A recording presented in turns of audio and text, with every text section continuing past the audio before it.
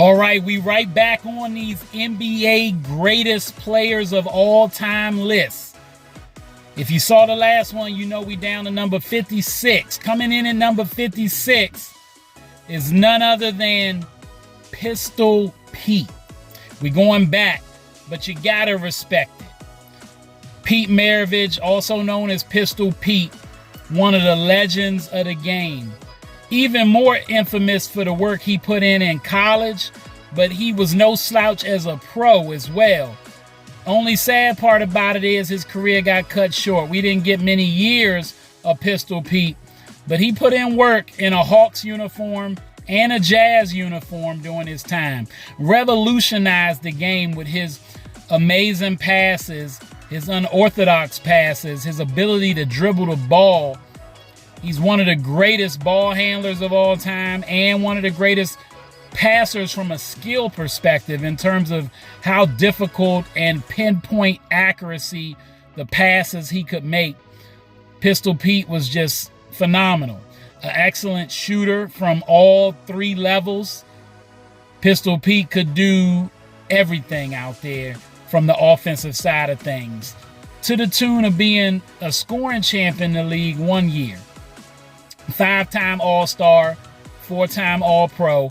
Pistol Pete, even though he didn't play that many years, left his mark on the game of basketball and has to be in my top 60 at number 56. At 55, we've got Carmelo Anthony. Carmelo Anthony, standing around 6'7", 6'8", was a guy to be reckoned with on the wing. Small forward, one of the best to ever do it at the small forward position. Carmelo's offensive game was flawless. If you were going to give him any type of criticism, it may be for the defensive end of the ball. But he'd bang on the boards and get physical on both ends. His physical play and his high skill set and high basketball IQ made him a difficult cover. Carmelo could put you on the block on his hip, go right, go left on you. He could hit the mid-range, hit the deep ball. You couldn't foul him because he hit free throws. And even though he wasn't the most athletic or fastest guy, he could get where he needed to quickly. And he'd kill you with that jab step. You're talking about a guy that could beat you without even having to make many moves. Carmelo had one of the most vicious jab steps you ever want to see. And he was a killer on the court, meaning when it was clutch time, he showed up. He definitely did his thing. He never quite played with enough talent, in my opinion, to really see him on a big enough stage where we got to see him playing deep into the playoffs. But he did, while he was in Denver and in New York, make his mark in a few playoff series and did his thing. I mean, he should have been possibly Rookie of the Year, but there was a guy by the name of LeBron James playing with him. And there's still people who will tell you they think Carmelo should have got that Rookie of the Year.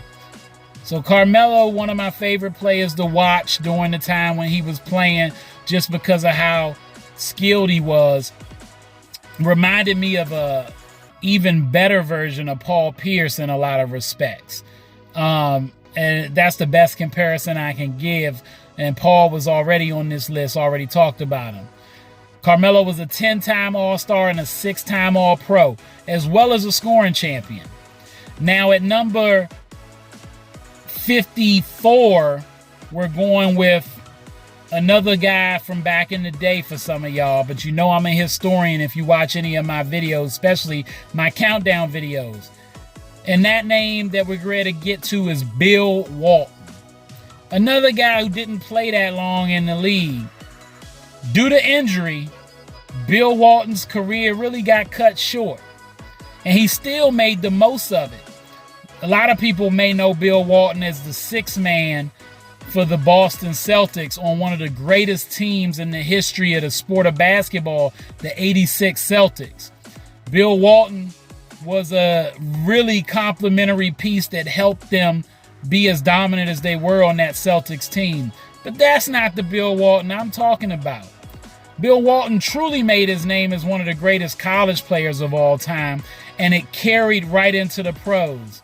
Bill Walton, he was a two-time All-Pro and a two-time All-Pro on both ends of the court. I'm talking offense and defense. He was the league MVP, and before he won that championship as a six-man, he was a champion as the man on the Portland Trail Blazers. Bill Walton was one of the best players in the 70s, period. Top 5 player probably in the 1970s to play the game.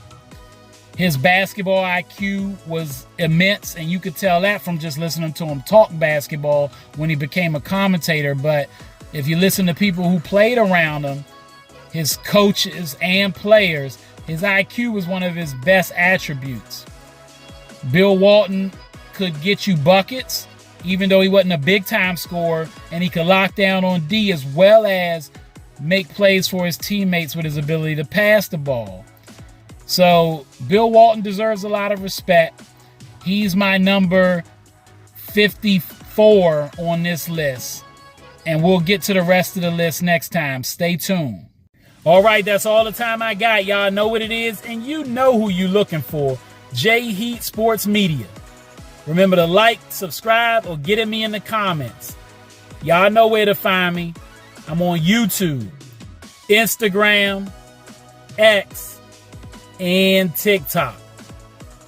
And I'm coming at y'all with that fire all the time.